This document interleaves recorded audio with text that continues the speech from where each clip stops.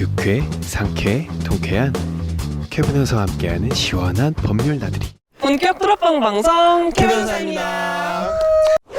오늘 주제가 뭐죠? 오늘은 공수처법 얘기를 할 거예요. 네. 이게 저희가 1, 2편 공수처를 한 지가 아주 오래됐어요. 3편까지 했었죠. 아, 3편까지 했구나. 오늘 우리가 4편으로 마무리를 지어야 되는데 이제 요즘에 공수처가 또 새로운 쟁점으로 지금 부각됐잖아요. 이제 맞아요. 녹음 시점이 지금 우리 총선 이후인데 아, 그쵸. 여당이 이제 지금 과반이 뭐예요? 180석 180석을 네. 지금 확보해가지고 거의 뭐 단독 입법 통과가 가능한 그런 의석수가 상황인데. 확보가 돼서 헌법 개헌 말고 다 돼. 아, 근데 그래요. 그럼 오늘 공수처법 마지막 그 4편 하기에 앞서서 조금만 정리를 하고 맞아요. 넘어가 저희 또 볼까요? 너무 오랜만에 이 얘기를 하는 거라서 좀 정리가 필요할 것 같아요. 옛날에는 검사가 기소를 하고 이 범죄자 노망하면서 이제 그거를 재판에 넘길 수가 있었는데 네. 고위공직자에 대해서는 그것이 제대로 역할을 못했다라는 문제이기 때문에 그러면 고위공직자에 대해서는 검찰이 아닌 이제 좀 이제 정부에서 소위 말하는 중립성을 유지할 수 있는 그런 그 기관을 꾸려서 이 사람들이 대신 고위공직자에 대해서는 이제 기소를 할 수 있게끔 만들자라는 법이 공수처법이었던 거죠. 네네네. 네. 고위공직자. 지금 법은 통과된 상태잖아요, 그죠? 네, 그렇습니다. 법은 이미 통과된 상태고 지금 7월에 아마 출범하는 걸로. 초대 공수처장이 누가 될 것인가 이게 또 요즘 이렇게 현안으로 떠오르는 것 같더라고요. 네네. 그래서 안 그래도 이제 저는 지난번 녹화 때 없었잖아요. 네, 맞습니다. 네, 저는 없었는데 그래서 시청자 입장에서 궁금한 걸 들고 왔습니다. 네. 좋네요. 좋아요. 그런 거 이렇게 답변해 주는 것도 좋겠다. 그래서 아까 황교님께서도 이제 말씀하신 지금 최대 이슈가 원래 그 공수처가 중립성을 유지할 수 있는 포인트 중에 하나가 포인트 중에 하나가 이제 7명 중에 네. 추천위원회 네, 추천 7명. 7명 중에 6명이 동의를 해야만 후보가 되고 그 후보 2명 중에 1명을 대통령이 임명하는 걸로 돼 있는데 그렇죠. 공수처장에 대한 추천위원회가 총 7명이고 그 중에 6명이 동의를 해야 대통령한테 올라갈 수 있다. 그렇죠.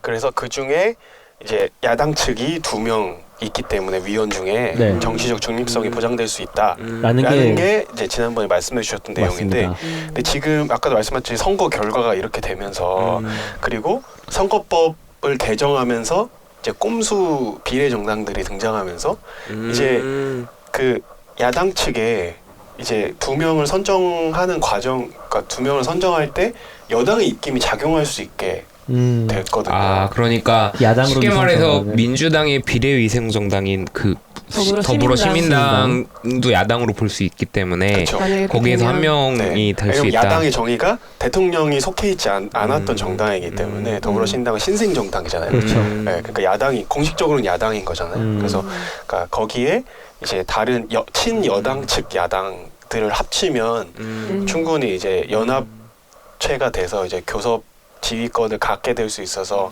약간 이제 거기서 이제 한 명이, 그러니까 물론 그것 좀 쉽진 않겠지만 어쨌든 이럴 가능성이 존재한다는 것 자체가 문제가 될 수 있잖아요. 지금 더불어시민당이 17석이었고 열린민주당인가? 네. 거기가 3석이었나요? 정의당 왜- 7석. 아, 그렇죠. 정의당까지 네, 합하면 네, 그럼 네. 교섭단체 구성이 그렇죠. 가능하군요. 네. 그러니까 교수단체가 기준이 20명이잖아요. 네, 맞아요. 네. 그러니까 네. 물론 이제 뭐 그 미래통합당이랑 그다음에 하나는 뭐였죠? 한국당. 미래한국당. 그러니까 미래한국당이 원래 정당이고 미래통합당이 비례정당. 아니요, 아니, 미래통합당이 원래 미래통합당이 정당, 정당이고. 예, 한국당이 비례정당. 아, 네, 비례정당이죠. 헷갈리죠. 네. 너무 헷갈리는 거 많아져서. 그러니까 이름 잘 진 거예요. 헷갈리고 있잖아. 같은 그러니까 더불어민주당, 더불어시민당도 이름이 헷갈리잖아요. 그러니까 잘 진 거예요. 그러니까 어쨌든 그래서 쉽진 않겠지만 어쨌든 되게 엄청 또 싸울 거로 예상은 되는데 네네. 네, 그래서 근데 제가 뉴스에서 어려운 문제네요. 본 바로는 아직 그 합당을 한 건 아니지만 네. 그 민주당 합당할 거다. 측에서는 합당을 할 거다. 하겠다는 그 의사를 피력을 하긴 했어요. 발표를 하기는 했고 이제 남은 거는 미래통합당과 미래한국당의 네. 통합 여부만 남았다라고 저는 이해를 하고 있습니다. 현재는. 제도의 취지를 근데 잘 살리려면 그렇게 꼼수 쓰면 안 될 것 그쵸. 같아요. 근데 사실 이 또 조금 딴 얘기로 빠지는 거긴 그 선거법 한데, 얘기로 다시 빠져. 이게 비례위성 정당을 만든 것 자체가 사실은 이 공화법 개정의 취지에 정면으로 그쵸. 반했던 거잖아요. 그쵸. 사실은 그렇죠. 사실은 민주당도 같이 그랬던 거고, 맞아. 뭐 다시 돌아와서. 네네 돌아와서 그러면은 그 질문을 하셨던 취지는 과연 현재의 상황에서도 국회 의석수 배분 상황에서도 중립성이 되겠느냐, 유지가 되겠느냐. 사실 이거를 뭐 해결할 수 있는 방법이 없잖아요. 지금 이미 법은 통과가 됐으니까. 그렇죠. 그렇죠. 네. 그렇긴 하죠. 좀 정리를 해드리자면 7명 중에 이제 그 2명씩을 여당 추천 2명, 야당 추천 2명인 거잖아요. 그렇죠. 근데 7명 중에 6명의 동의를 얻어야 되기 때문에 그 야당 추천 2명만 반대를 해도 안 되는 나머지만 거죠. 다 찬성하고 야당 추천만 반대를 하더라도 5명 찬성인 거라서 통과가 안 되는 상황인 거다. 네네. 이런 취지로 말씀드렸던 건데 이 야당 추천 2명을 선정하는 절차에 있어서 이제 제기해주신 질문은 여당의 입김이 들어가면 이게 진정한 야당 추천이 아닐 수 있다. 나머지 3명은 어떻게 구성되는 거죠? 나머지 세 나머지 세 명은 명이 대통령 1명. 그 변호사 협회장 협회랑 그다음에 법원 행정처장 법원 행정처장 그리고 법무부 장관입니다. 법무부장. 그러니까 아, 대통령은 없군요. 대통령은 대통령이 없고. 지명한 아, 지명은 최종적으로 네. 대통령이 야당 2명 인사가 중요하긴 중요하네요. 그렇죠. 이게 너무나도 그렇죠. 되지 않으려면 사실은 거의 유일한 음. 견제 방법이죠. 그게 사실 비판을 되게 많이 받았던 지점이 공수처가 이게 잘못하면 정말 정부의 칼. 그러니까 옥상옥으로 세왕적인. 검찰을 견제하는 어떤 지금 현 어떤 집권당의 어떤 정말 칼잡이가 될 수 있는 기구가 될 수 있다 뭐 이래가지고 그런 장치를 사실은 뒀던 거잖아요. 네. 그러니까 취지는 잘 살려야 될 것 같아요. 중립성을 유지할 수 있는. 수사권을 가지고 있잖아요. 그러니까 기소권도 갖고 있고 수사권 갖고 있으니까 사실은 잘못하면은 그냥 감찰 기구가 될 수 있단 말이에요. 그렇죠. 누리님 말씀하신 대로 우리는 앞으로 향방을 지켜보는 수밖에 없기는 해요. 그죠? 맞아요. 더불어시민당이 잘 합당이 되는지 네. 꼼수를 안 쓰는지 네. 이런 건 좀 우리가 지켜봐야겠습니다. 그거 말고는 혹시 다른 궁금증이나 어떤 반대 의견들 궁금증이 또 있는데요. 또 네네. 있으세요? 이게 사실 공수처가 진짜 왜 필요한가에 대해서 그냥 그러니까 저는 이제 잘 모르는 사람 입장에서 특검 있는데 왜 네. 굳이 공수처를 또 특검을 하나? 하는데 굳이 공수처가 왜 필요할까? 그러니까 이제 이거는 뭐 공수처 필요하다는 쪽의 입장이 합니다만 이제 특검 사실 도입이 됐고 특히 또 고위공직자 관련해서 뭐 특검 그 자번에 지난 정부에서 여러 가지 제도 도입됐을 때 실질적으로 잘 돌아가지 않았던 것 때문에 사실은 이번에 공수처법이 나온 거기도 하고 그리고 어쨌든 저도 사실은 이렇게 말씀하셨을 때 제가 뭐 공수처 대변인은 아니니까 좀 비슷한 생각이 들기는 해요. 그리고 약간 그냥 뭐 막말로 약간 이름만 바꾸는 느낌도 들기도 하거든요. 그러니까 저는 항상 네, 그런 네. 생각 갖고 있어요. 뭐든지 고이면 썩는다. 그래서 공수처장을 임명을 하고 계속 어쨌든 공수처장 임기가 3년이잖아요.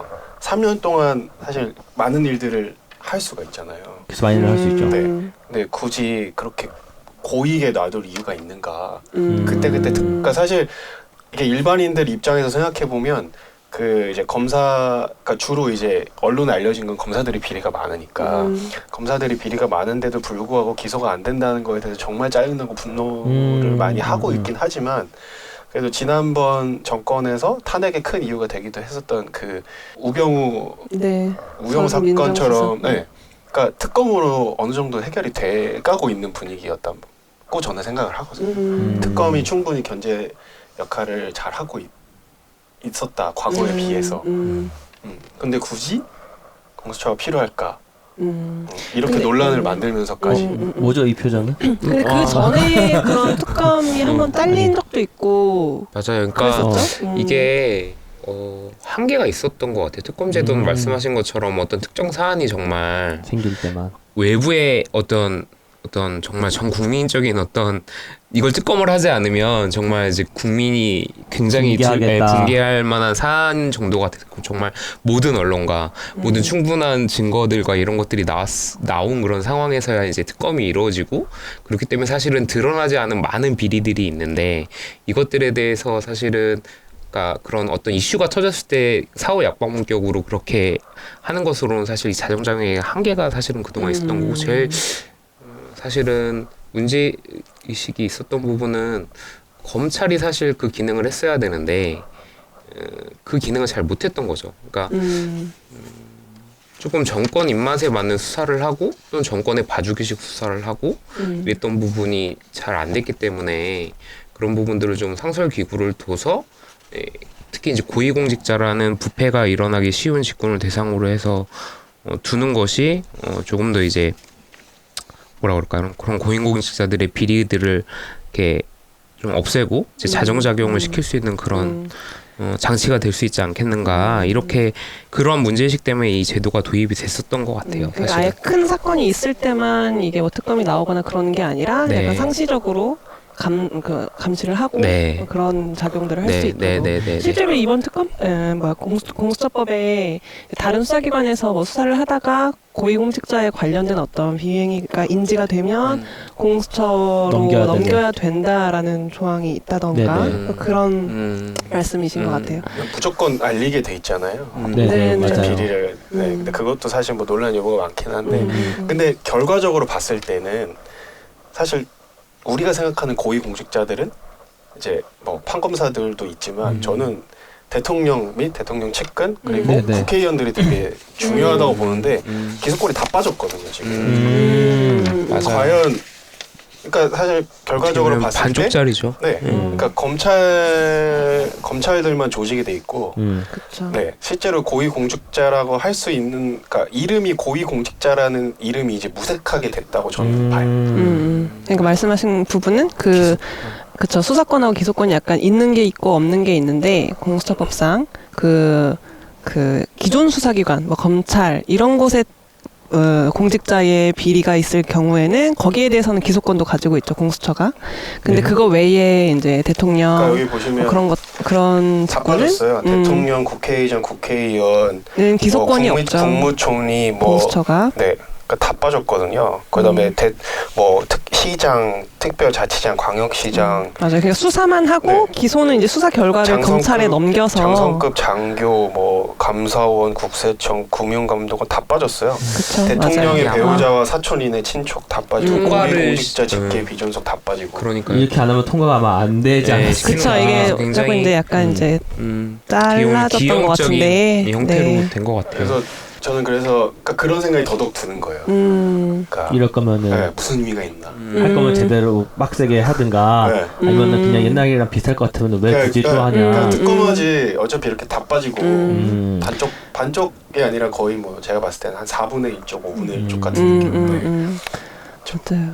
그래요. 그것도 좀 지켜볼 만한 포인트겠네요. 앞으로 이제 맞아요. 처음 발족을 하는 거니까 여기에서 이제 기소권이 없었던 아까 말씀해주신 부분들, 기소권이 없는 그 대상들에 대해서도 앞으로 이제 사실은 취지대로라면 다 하는 게 맞죠. 그쵸, 일반되게. 그렇게. 예. 여론조사 결과도 보면은 처음에는 이 공수처에 대해서 찬성이 되게 높았다가 갈수록 찬성 비율이 떨어져서 이제 뭐 7대3, 6대4까지 뭐 또 이렇게 많이 맞아요. 예. 네, 이제 많이 떨어졌거든요. 일단은 요 공수처를 출범시키는 게 제일 목표로 잡고 일단은 아마 법을 통과 가능한 범위 내로 절충을 하다 보니까 이렇게 된 거가 아닐까 싶고 추후에 또 뭐 문제들이 말씀하신 지적한 문제들이 아마 계속 제기가 될 것 같아요. 네. 개정을 또 국회의원들은- 해야겠죠. 그러면 이게 법 개정을 하는데 과연 자기들을 포함시킬까? 그러니까 사실은 저도 그 부분이 가장 근데 그런 논의의 연장선상에서 지금 나오는 게 사실은 국민 소환제를 하자. 이게 국회의원을 뽑아놨지만 이 국회의원이 굉장히 중대한 범죄를 저지르거나 비위행을 저지르면 다시 없다. 다시 국민들이 투표 절차나 그에 준하는 절차를 거쳐서 이 사람 다시 끌어낼 수 있는 얼마 전에 절차를 재밌네요. 이게 사실 저희가 선거가 끝나고 또 이 공수처법 얘기를 하니까 완전 또 새로운 주제와 이슈들이 많이 나오는 것 같아서 맞아요. 네. 흥미롭네요. 우리만 맞습니다. 흥미로울 수도 있어. 아니에요. 흥미롭네요. 아니에요. 맞아. 오늘 말씀 나눴던 것처럼 앞으로도 쭉 지켜봐야 될 부분들이 많이 있고 네. 이게 7월 발족이니까 그 추이를 조금 같이 지켜보면 좋겠어요. 7월 발족 때문에 지금 찬성이 준비위원회에서 차근차근 회의하고 있다고 네네네. 뉴스가 많이 들려. 사실 우리랑 관련 없는 내기일 수 있잖아요. 사실 아 공수처가. 모르죠 또. 고위공직자 되는 거야? 여기 중에서? 저는 저희 같은 사람들이 관심을 계속 갖고 지켜봐야 돼요. 맞아요. 맞습니다. 네. 맞아요. 그래요. 이렇게 그러면은 우리 공수처법 드디어 사탄을 마무리 짓고요. 우리 다음 편에서 또 뵙도록 하겠습니다. 고생하셨어요. 안녕. 오늘 방송 잘 들으셨나요? 가시기 전에 구독, 즐겨찾기, 좋아요, 그리고 하트 잊지 마시고요. 댓글도 좀 남겨주세요.